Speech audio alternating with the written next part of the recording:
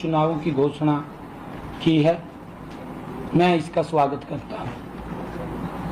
हम चुनाव के लिए पूरी तरह से तैयार हैं।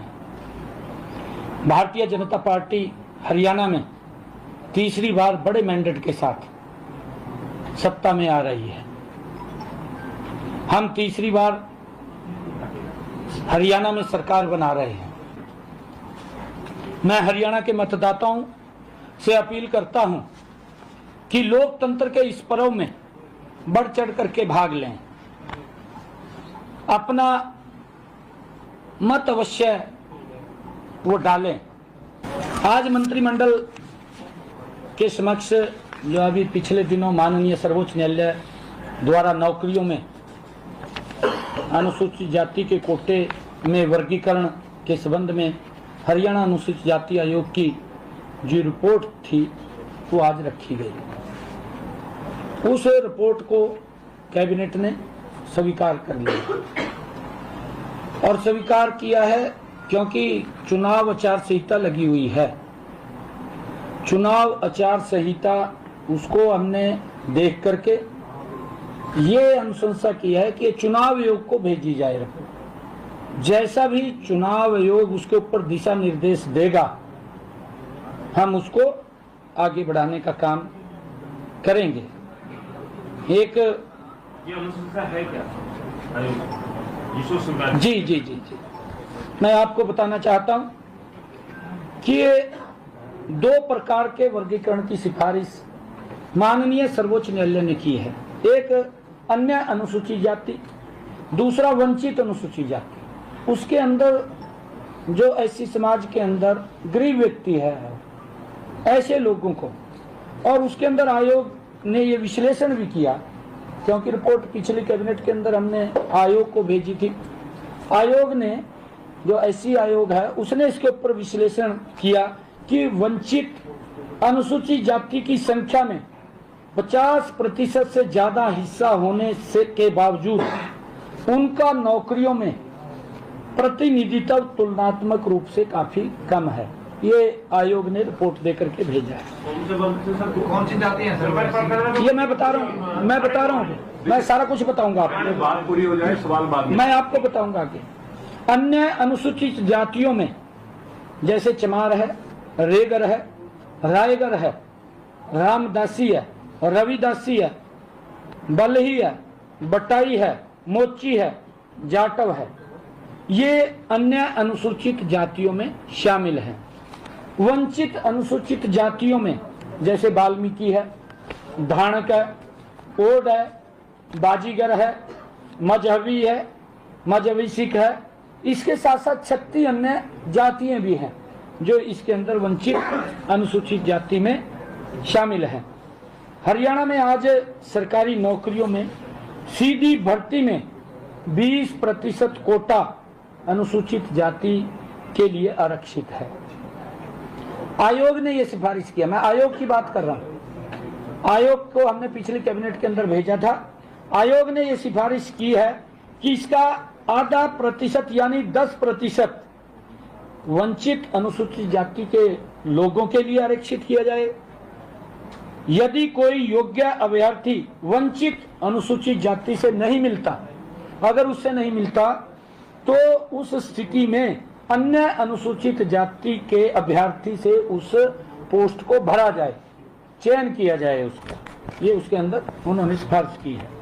इसी प्रकार उपलब्ध 20% कोटे में से आधा प्रतिशत यानी 10% कोटा अन्य अनुसूचित जाति के लोगों के लिए आरक्षित किया जाए।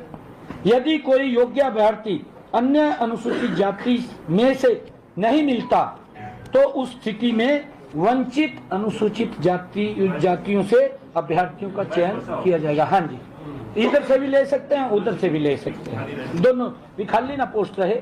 जो वो कोटा है वो कोटा उतना बरकरार रहे। और इसी प्रकार आज के कुल 20% कोटा में कोई परिवर्तन नहीं होगा क्योंकि वो 20% जो कोटा है वो कोटा रहेगा। आज कैबिनेट ने इन सारे आंकड़ों का विश्लेषण का अध्ययन करने के बाद हरियाणा अनुसूचित आयोग की रिपोर्ट को स्वीकार कर लिया है, जैसा मैंने बताया भी है। लेकिन आदर्श आचार संहिता लागू होने के कारण फिलहाल इस मामले में आगे की कार्रवाई अमल में चुनाव के बाद हाल ही में कैबिनेट द्वारा 50,000 से दूसरा जो विषय है हमारा, आज एक और विषय था जो हमने 1,20,000 HKRN के जो कर्मचारी थे उनको सुरक्षित करने का काम किया था। और लगातार हमारे पास कुछ लोग और आ रहे थे क्योंकि उसके अंदर 50,000 की कैप लगाई थी। उसके अंदर कोई किसी की जो सैलरी 53,000 कुछ थी, 57,000 कुछ थी, ऐसे काफी वर्ग आ रहे थे। हमने ये उसी में ही पीछे निर्णय ले लिया था कि इनको भी कुछ न कुछ इसके अंदर सुधार किया जाए, क्योंकि आज कैबिनेट के अंदर आना था ये विषय। ये कैबिनेट के अंदर आया है कि ऐसे 50,000 से कम वेतन लेने वाले अनुबंधित कर्मचारियों की सेवाओं को सुरक्षित करने का फैसला वो पीछे लिया गया था। आज यह फैसला लिया गया है कि उच्चतर शिक्षा विभाग के एक्सटेंशन जो लेक्चरर हैं, इंजीनियरिंग कॉलेज व पॉलिटेक्निकल की गेस्ट फैकल्टी को भी इसमें कवर किया जाएगा। इनका केस चुनाव आयोग को अनुमति के लिए भेजा गया है। चुनाव आयोग को भेजा है कि हमने इनको, जो हमारे एक्सटेंशन लेक्चरर थे, क्योंकि उनकी एक समस्या थी, हमने कहा है कि ये समस्या भी चुनाव आयोग को बतानी है, क्योंकि ये पहले से ही एजेंडा तैयार था।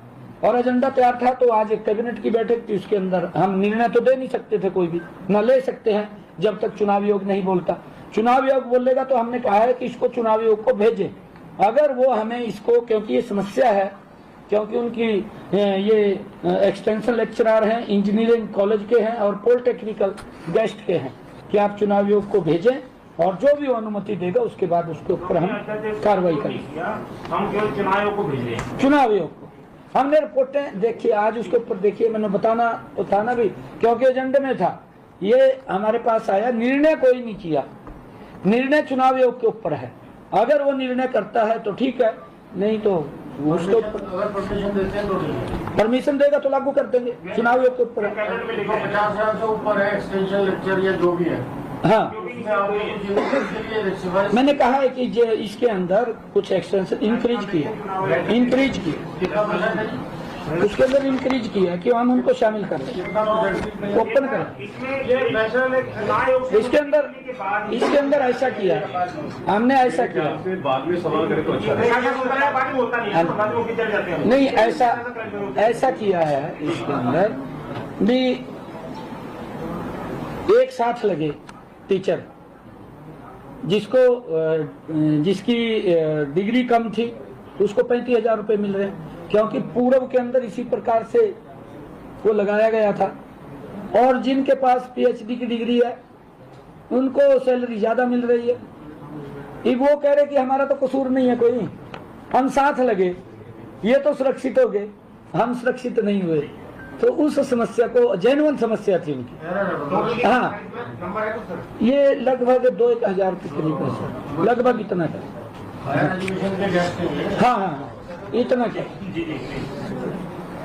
इसके अलावा अन्य विभागों में लगे अनुबंधित कर्मचारी, जिनमें सभी तरह की रजिस्टर्ड सोसाइटियों जैसे समग्र शिक्षा परिषद, Haryana AIDS control society, NHM work education instructor, NHM work education instructor, Arohi model school, computer professional teacher डिट्स इत्यादि शामिल हैं। DITS डिट्स शामिल हैं तथा कई अन्य विभागों में कार्यरत फिक्स पे, जिनकी फिक्स पे थी, वाले कर्मचारी जैसे police SPO, public health term appointee, जो इस अध्यादेश में फिलहाल कवर नहीं हो रहे हैं, उन्हें इसका लाभ देने के लिए मुख्य सचिव की अध्यक्षता में एक कमेटी का गठन हमने कर दिया है कि वो उनकी सारी समस्याओं को देखेंगे और देख करके वो कमेटी रिपोर्ट देगी, उसके ऊपर फिर कैबिनेट निर्णय लेगी। अभी तो हमने ये काम किया, उनके बारे में ये विचार किया। इस कमेटी के में अतिरिक्त मुख्य सचिव वित्त विभाग तथा मानव संसाधन विभाग के प्रधान सचिव शामिल होंगे, जो कमेटी बनाई है। ऐसे सभी केसों का अध्ययन करने के बाद यह कमेटी अपनी सिफारिश चुनाव आयोग को देगी। मैंने अनुमति ली वहाँ से। हाँ, वहां से अनुमति चुनाव आयोग को भेजेगी। ये सारा का सारा करने के बाद वो उन्हीं के ऊपर है जी। कमेटी बना दी, मतलब वो टाइम बाउंड नहीं है। नहीं कमेटी बना दी ना, तीन अधिकार चीफ सेक्रेटरी के नेतृत्व में, चीफ सेक्रेटरी के नेतृत्व में बनाई। यह अध्यादेश हरियाणा के अंदर, क्योंकि एक और इसमें एजेंडे के अंदर था आज, जो हरियाणा सार्वजनिक जुआ निवारण अध्यादेश, जुआ निवारण अध्यादेश वो था।